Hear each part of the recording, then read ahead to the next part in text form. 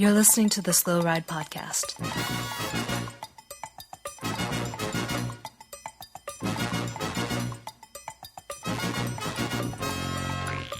Bikes, advice, and rumors straight from the source.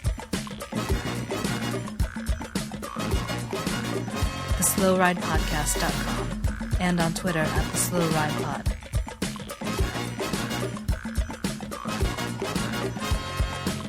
Enjoy the ride. Hello, welcome to the 58th episode of the Slow Ride Podcast. This is Tim Hayes coming at you from sunny Gainesville, Florida, where this may be one of my last podcasts from Gainesville, Florida. What? Really? I'm moving. To sunnier climes? Yeah, you know, my time here ruining the cycling scene is done. And there's You greener ready to pastures. ruin a new city? There's another fire that needs to be lit. Have you started investigating what you're going to jump into right as you get there? Like, what's the current problem that you should tackle? Just start off race with, just to, promotion, chip timing, people. you know, normal things. Chip timing's like a problem in the whole country, I guess. Yeah. Cool. I'm little guy Matt. I'm in Minneapolis. I'm not ruining anything because I don't go to bike races anymore. Nice. I am Spencer Howe. I'm in Boston, Massachusetts, and yeah, I don't go to bike races either, but I'd like to. Oh, Really? cool. Mm. Wait, Mm. are you the Spencer Anyway. Howe that I used to know in Minneapolis, or are you a different Spencer Howe? I went to lots of bike races in Minneapolis.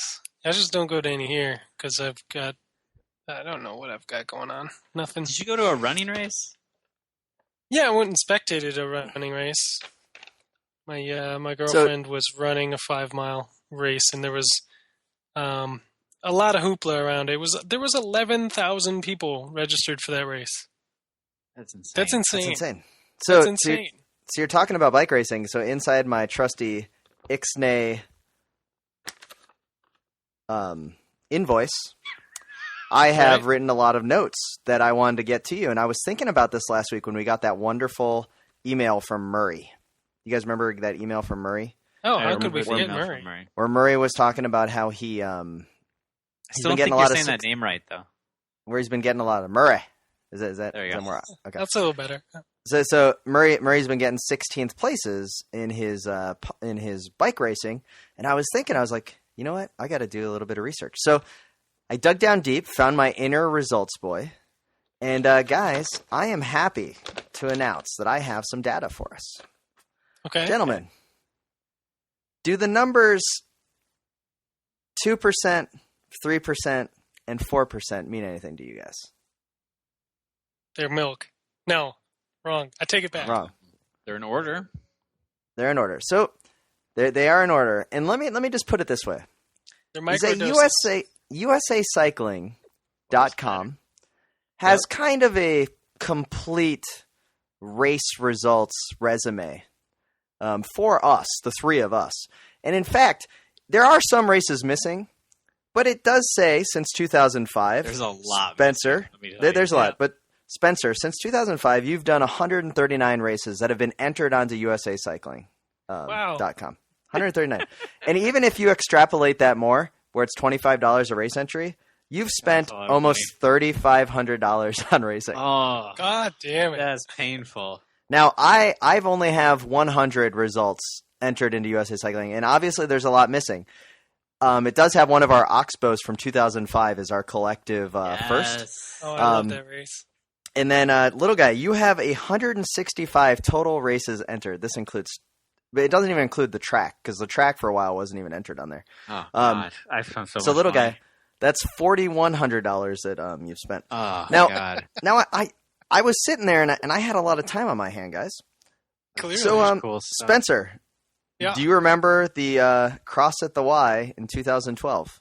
Or do you remember the Torin Heuveldt Kermesse in 2011? Or the third state crit number 2 in 2011? Do you remember those? State crit number No. 2. That was 3 events in which you got 16th place Nice. over Hey. your history. Oh, I and do in- remember the You know Torin state crit? Kermesse. So Spencer, not bad. That means you have 3 16th places out of That's pretty 100 and 39 total. That's a 2% connect rate. So 2% of the time, you're right where you need to be. In fact, Spencer, 98% failure rate. That's on but par what's with me. really sad here, Spencer, is that you have 7 15th places. So close, And you have Spencer. 2 17th places. So if you would couple all those together, you would have a 9% connect rate if you would have just been smarter and gotten 16th instead of 15th and 17th. Wait, now Race how with many my of those head and not with my 15th? heart. How many of those 15th, 16th, and 17th were actually last place though, as well? That's a good question. Probably a So lot, yeah. a fair amount. Since Spencer went up to the 1-2s, he has a lot of 16th places. So let's move over to little guys. So Spencer, you're at 2%. Not too bad. If you were Nice. smart, you would have had 9% of your results would be 16th place. Not too bad. Little guy.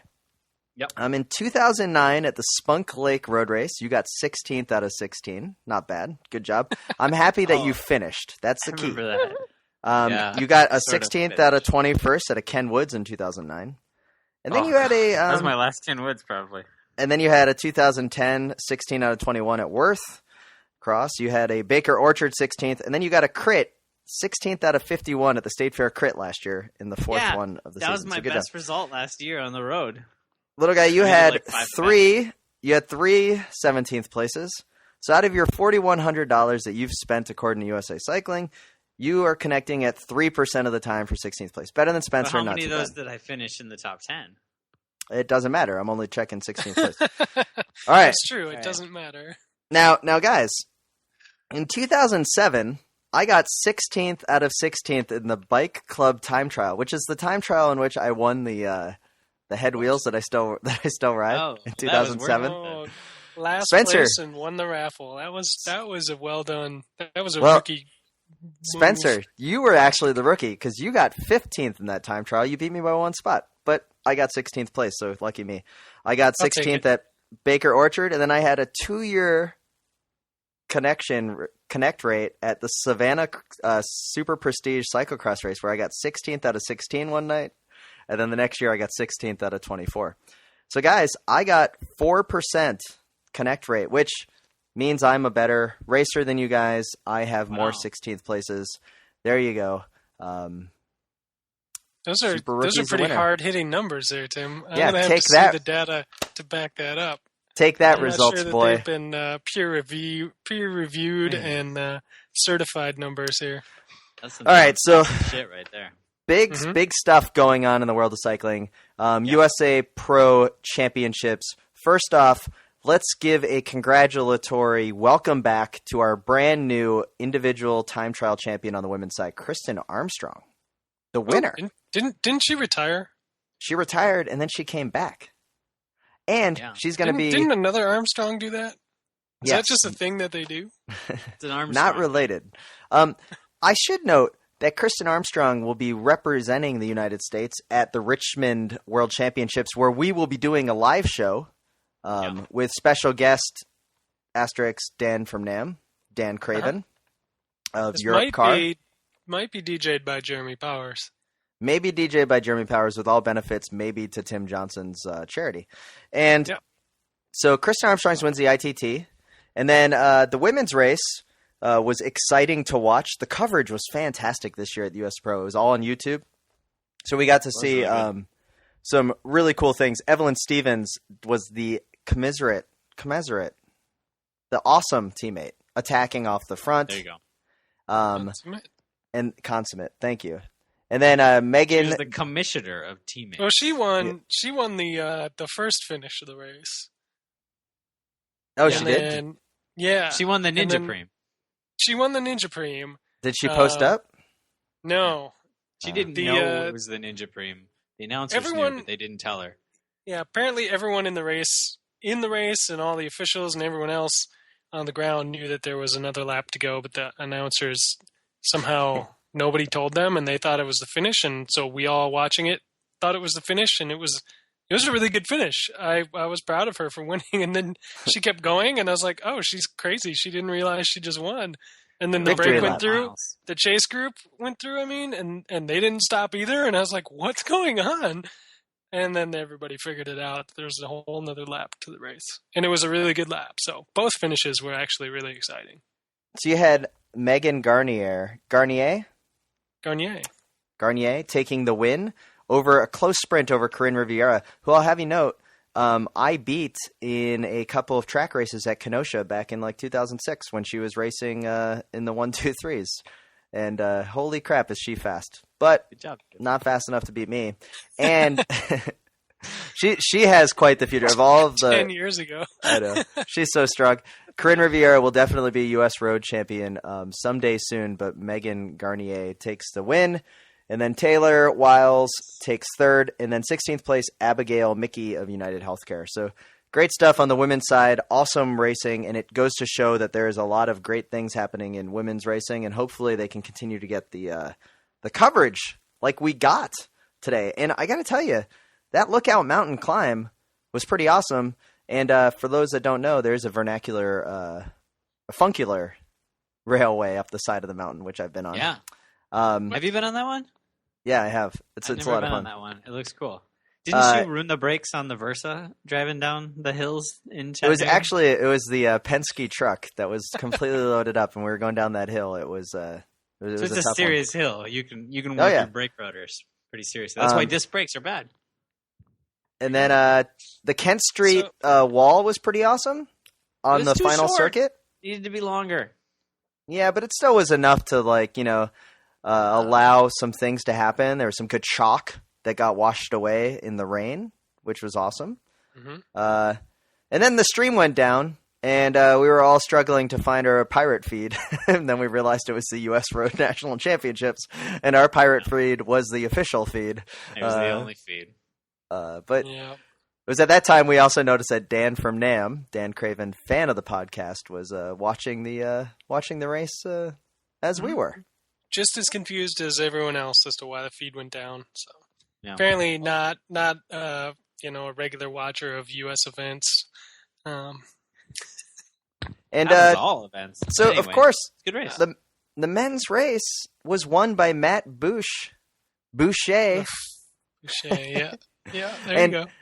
And Matty Busche is going to get an awesome Trek Factory Racing Team custom jersey. If it's anything like the Katie Compton jersey that Trek has made, it will be finally a good-looking Champions jersey. And we hope our friend of the podcast, Andrew Roche, has a hand in designing it, because then it would look good.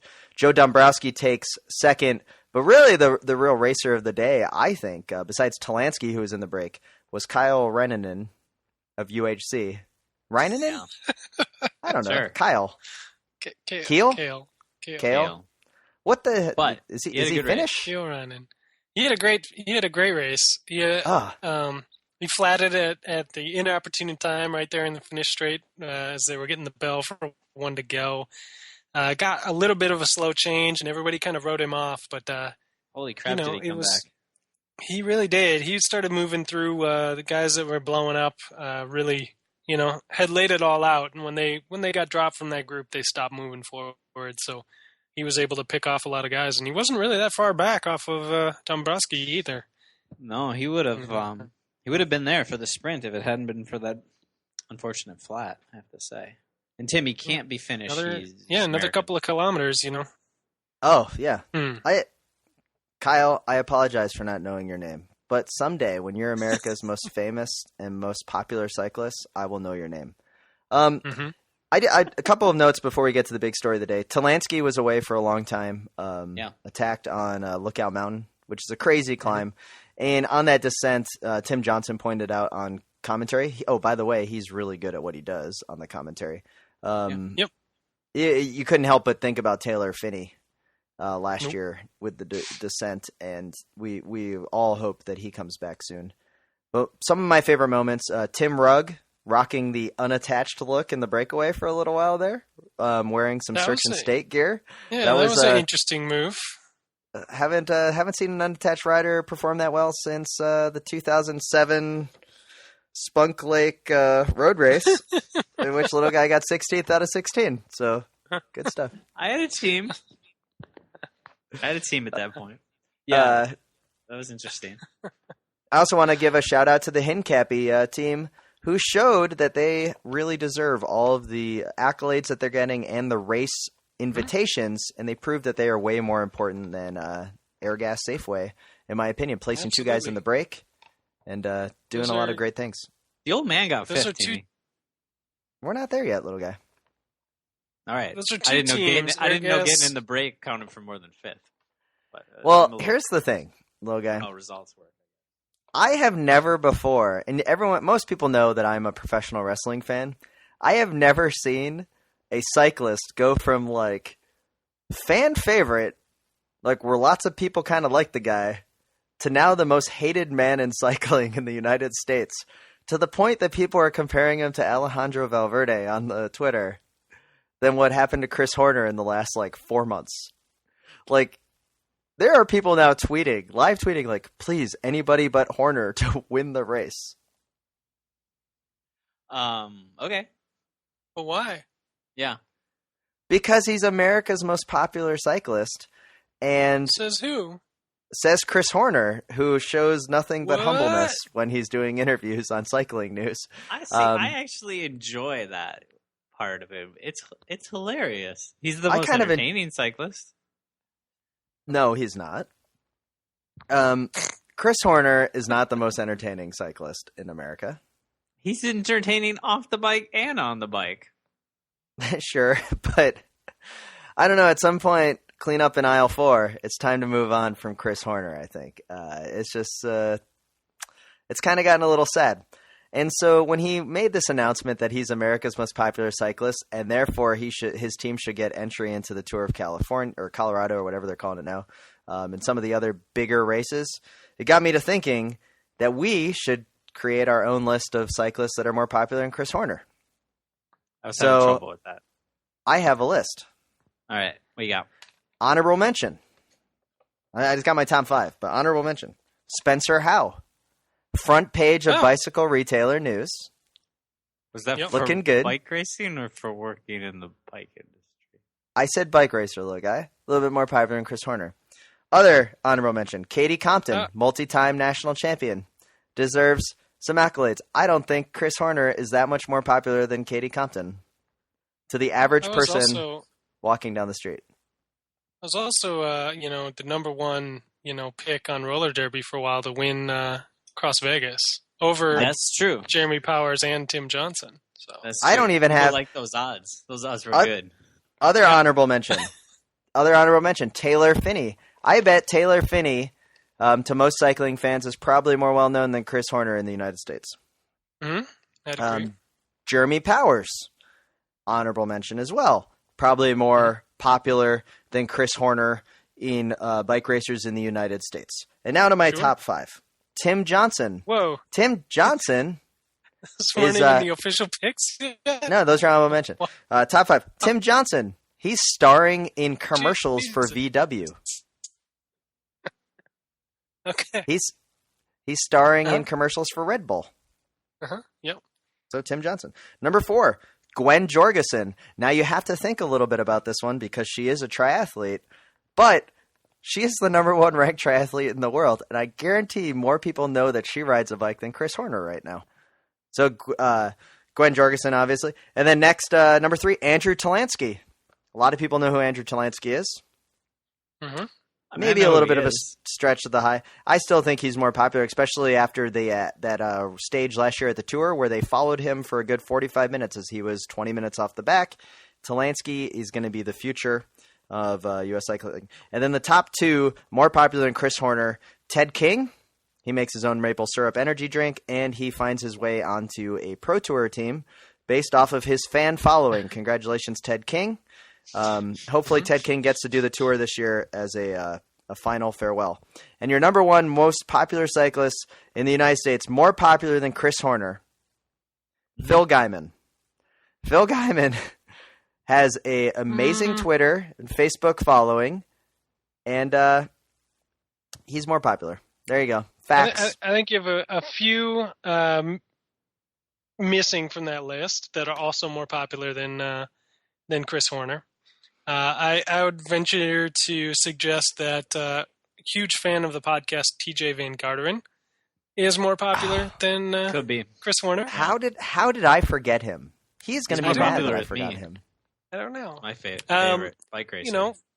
More popular with the undercurrent, the Twitterati of cycling, would definitely be Adam Meyerson, more popular than Chris Horner. And potentially some of our future hopes, like Lawson Craddock, for instance, or Joe Dombrowski, or some of those guys. Logan Loader. We're on the way up. Logan Loader has a huge result to his name today, actually, in the U.S. Pro Championship. He That's right. finished 16th place, which is, after first, second, and third is the next best spot. So why finish 5th when you can finish 16th? 16th, you're the guy that gets to hold the bike on the podium. Oh.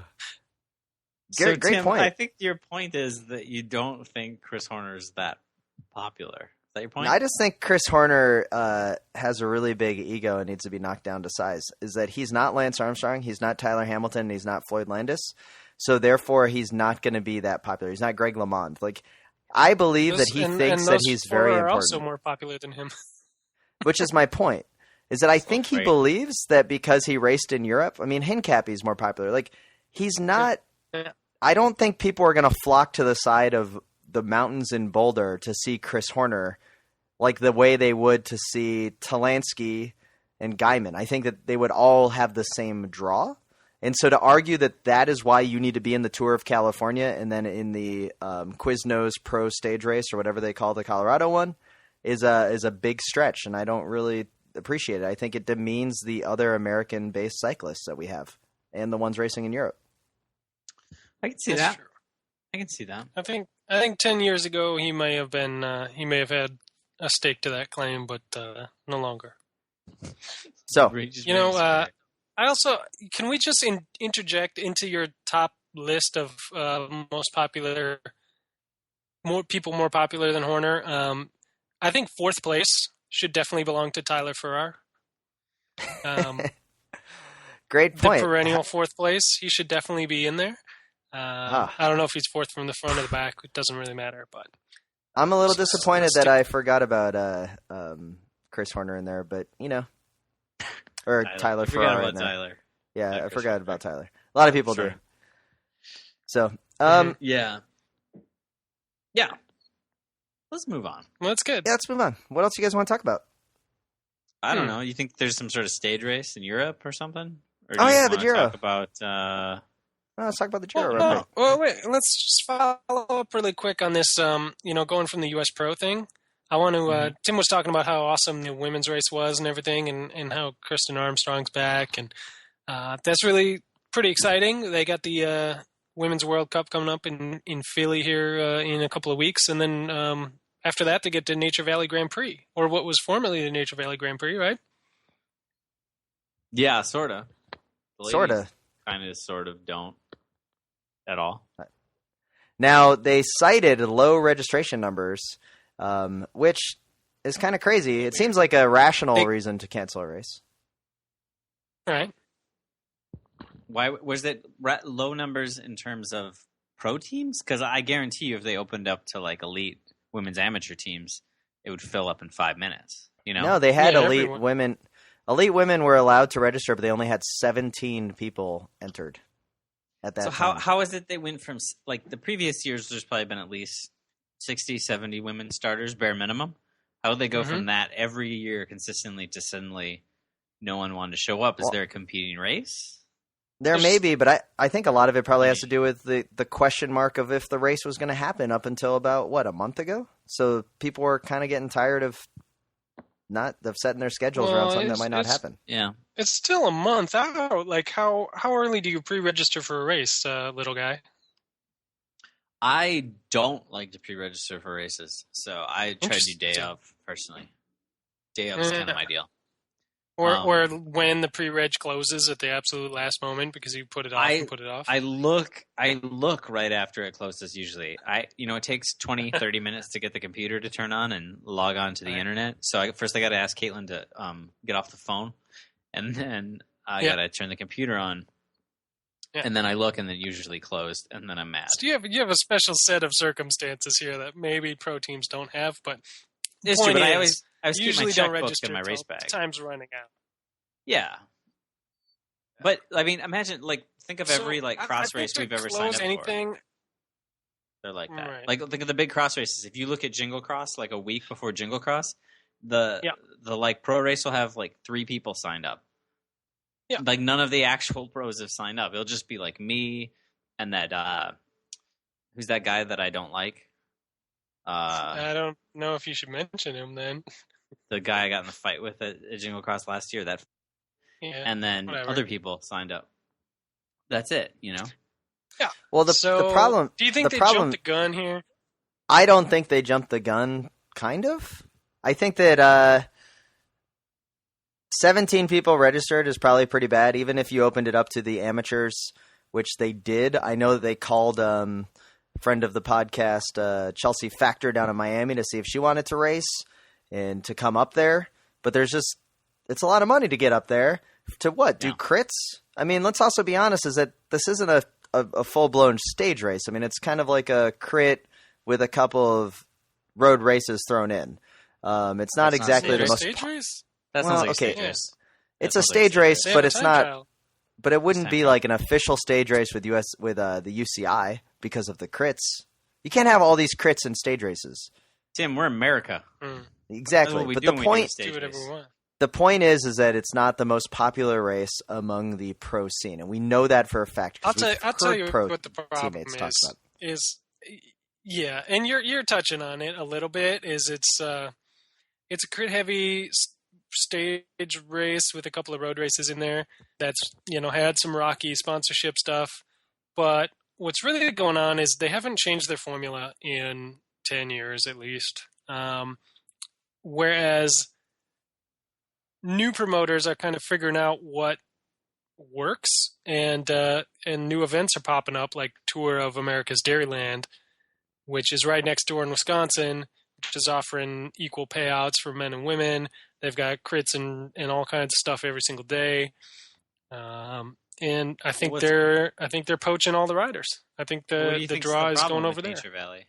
Because I think from a standpoint of getting people to come to the races, nobody watches the road races. People come to the crits. So for them, they have, what is their draw to be we should have more road races and less crits? Which is Tim's view. That would be a real stage race, and no one would see it. Spencer, what do you think? Because I think the crit thing, as much as we can say it's not a normal stage race or something, but it's what people come to watch. So who goes to Nature Valley? Do the road race specialists go, or do the crit specialists go? Because they're all going to lose time one place or the other, and everybody knows whoever wins the time trial pretty much wins that race.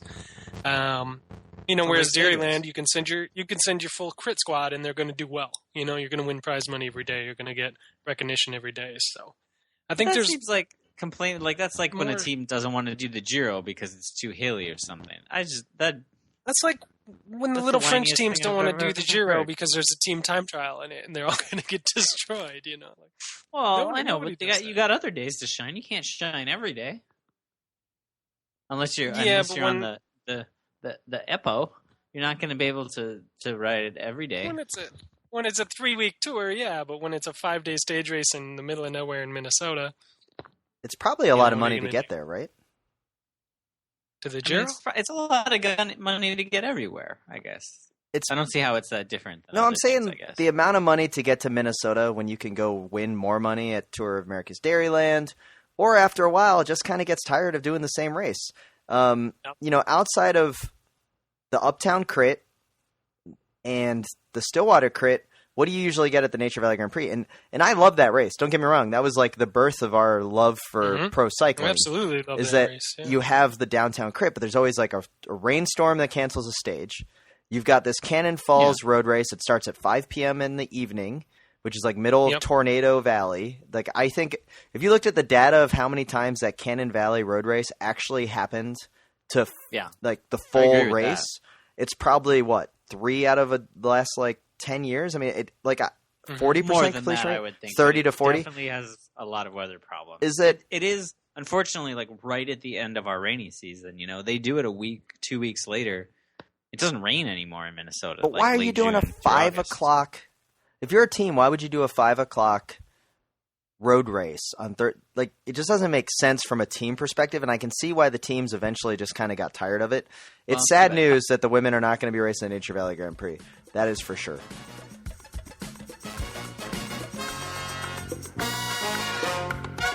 I'm gonna do a shitty one first, and I'll work up to it. This is Eric Saunders.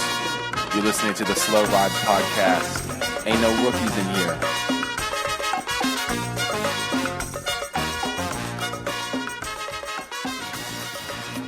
If we get onto the Giro here, we can talk about what's happening. Of course, the big news is Contador has pretty much solidified his lead. Richie Porte has gone home. Oh, thank God. I'm so sick of that All guy. of the sprinters have gone home. And Aru was making some long faces and had the pink jersey for a while, then now is 3 minutes down. And Contador is claiming that he's going to save some energy for the Tour double. So it's pretty much in the bag. I don't think it's in the bag. I think Landa's looking really strong. And I think if Astana lets him off the leash, there's going to be trouble. Mostly for Aru. But what about the other thing is we could have our first Costa Rican Grand Tour podium finisher in Amador. Really? Oh, yeah. Is that your first currently third overall Movistar rider. Is that the first ever Costa Grand Tour Rican. for a Central America, someone from Central America or South America? No. Have you paid any attention to cycling in the last year? Yes, Oh, that's you right. have. Nairo Quintana. Yes, you have. You really like Nairo Quintana. I know. Or who? Ron that was on the podium last year. Yeah, that's right. And the year before. So, yeah, I'm pretty sure it'd be the first Costa Rican rider on a Grand Tour podium. So if that could happen, that'd be pretty cool. Is he the Costa Rican national champion? I don't think he is. That would be a really cool jersey. He's just in the Movistar kit. Really? Do you know what their flag looks like? Yes, it's red and blue and white.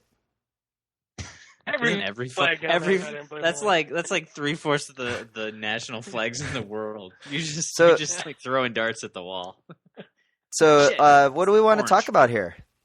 Port cracking, maybe? I want to talk about just a little bit about Team Sky only backing English, like native English speaking riders. Like those are the only riders who are their like team leaders.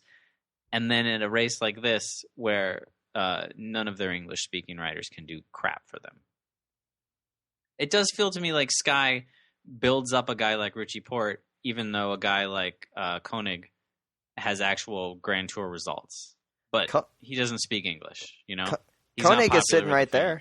I mean, and what I know he's sitting right there. But like you went into this race and like, how much do we have to hear about Porte? How much do we have to look on Cycling News? And the top article is like Richie Porte, man who's never really done well in a Grand Tour, has drops his own out. bus. Or I'm so sad. Richie Porte has his own bus. Yeah, it just seems.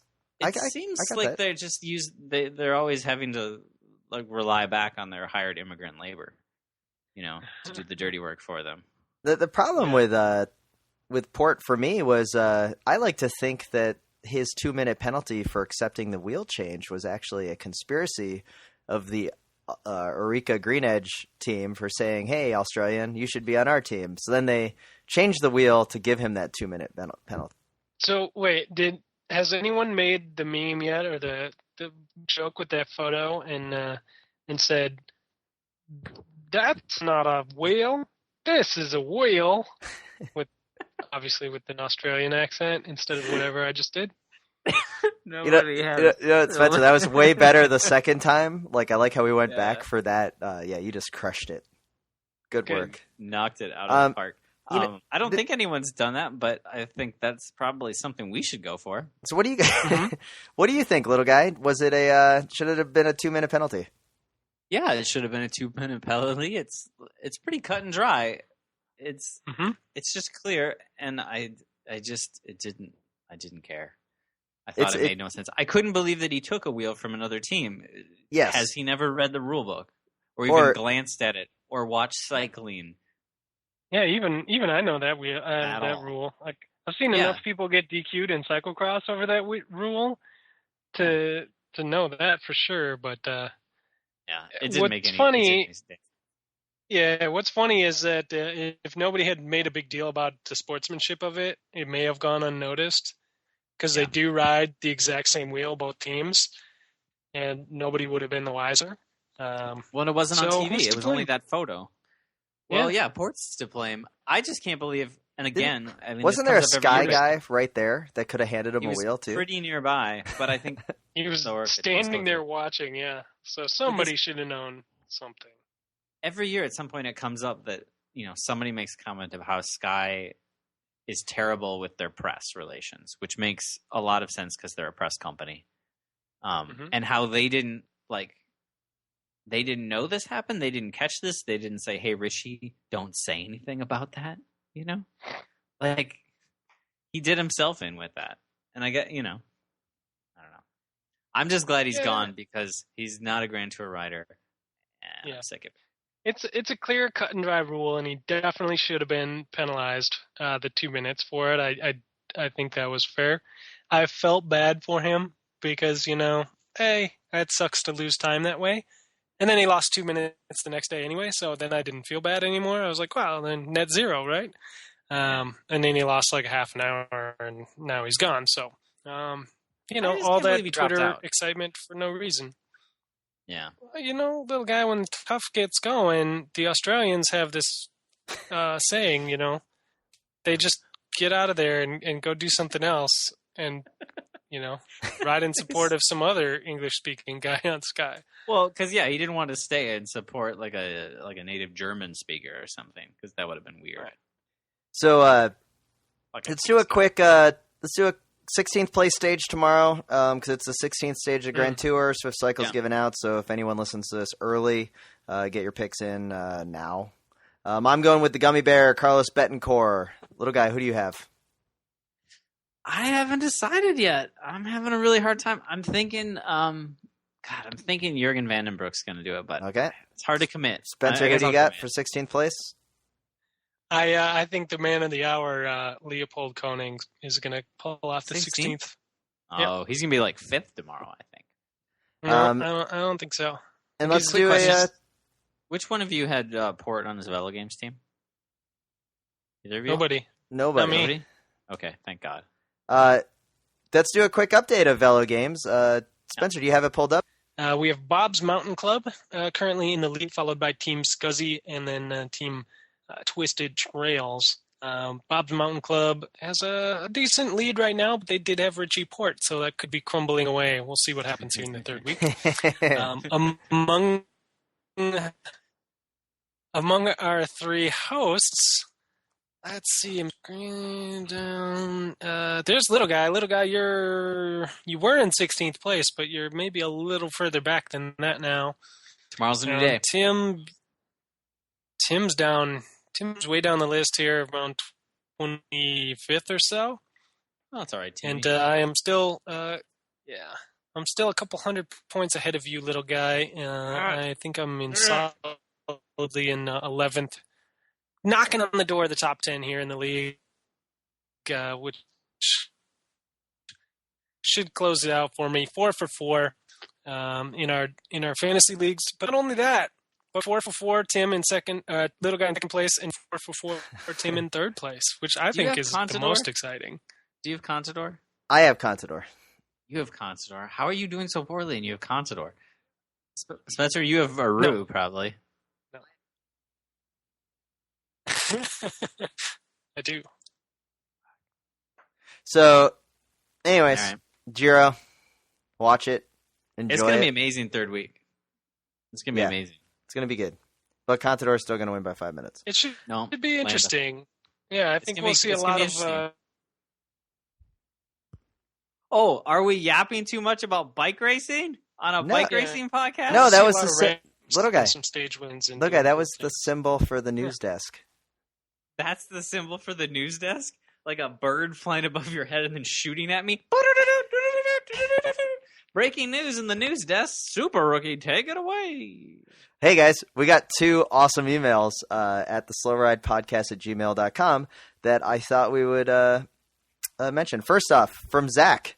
Just wanted to drop you guys a line and say that you're my favorite podcast. Oh, thanks, And that's saying something considering you're up against podcasts that I listen to that have actual budgets. So keep up the good work. And then that got us to questioning you and I. How the did three he of- know our budget? the three of us.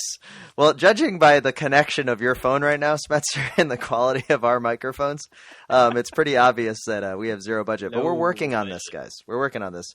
That being said, it is a little sad that we're his favorite podcast. And Zach, we can recommend some podcasts for you. The first podcast I'd like to recommend to you is Being the Best You Can Be, which is a podcast from Chris Horner.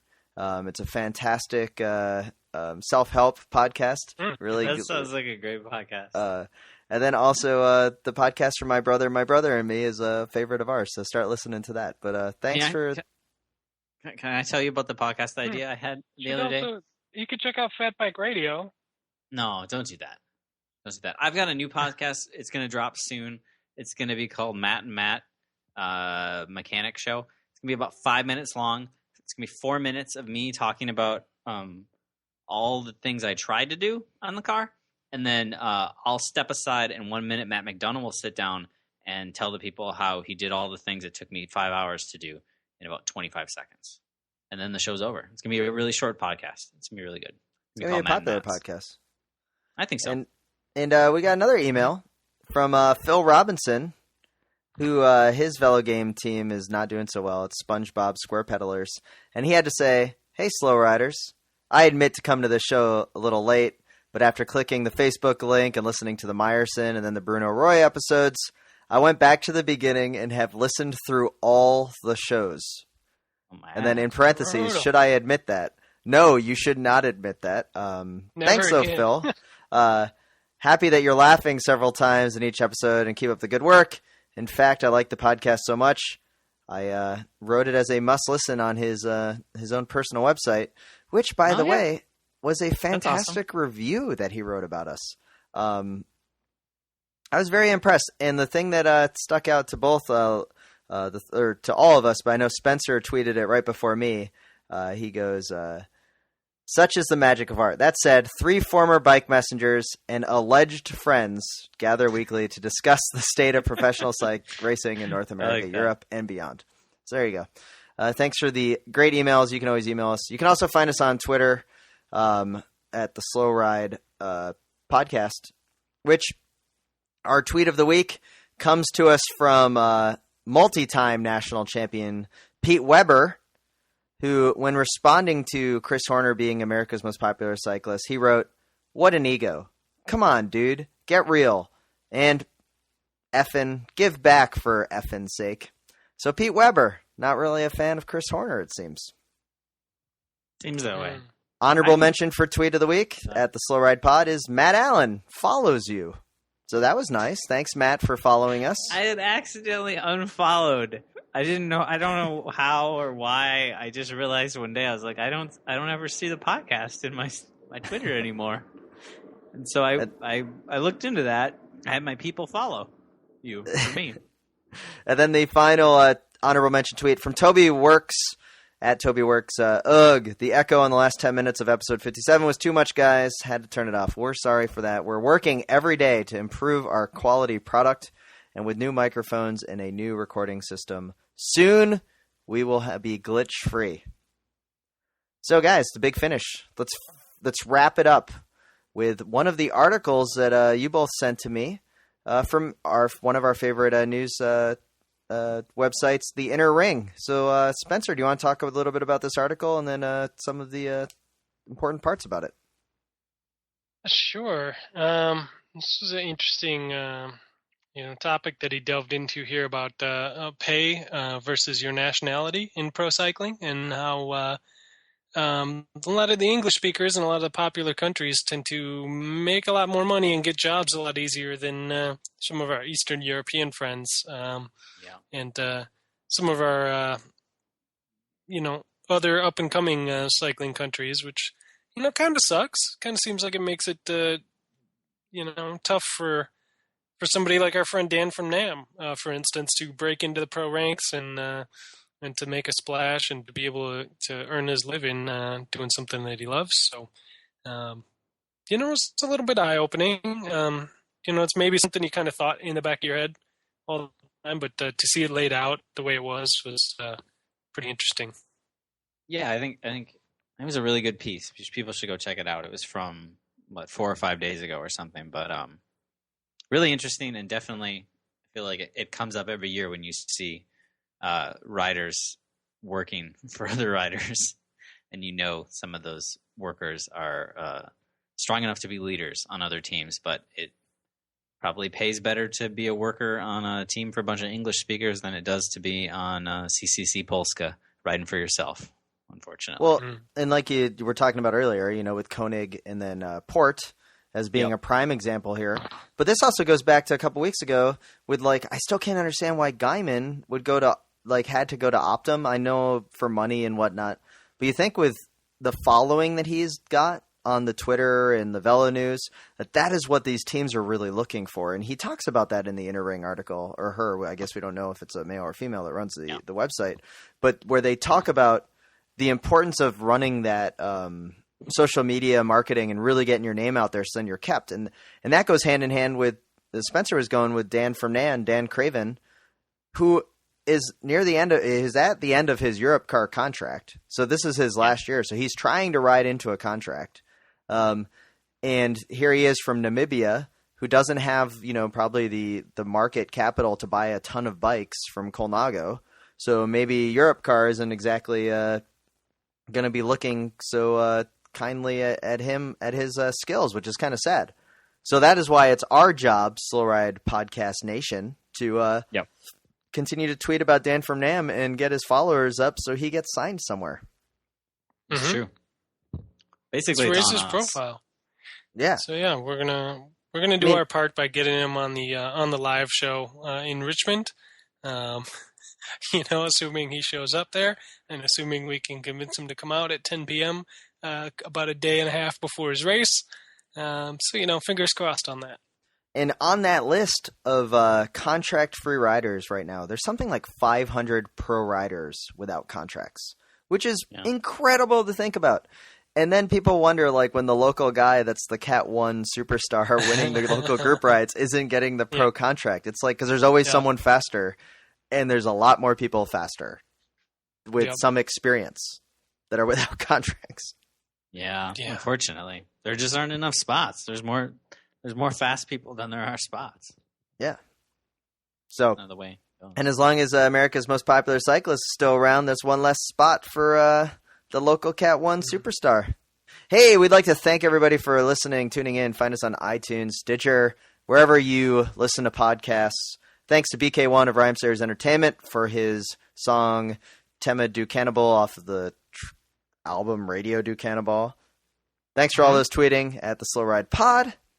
And subscribe, review, let us know what's going on. Remember to always wave, and we'll catch you at the next cafe stop.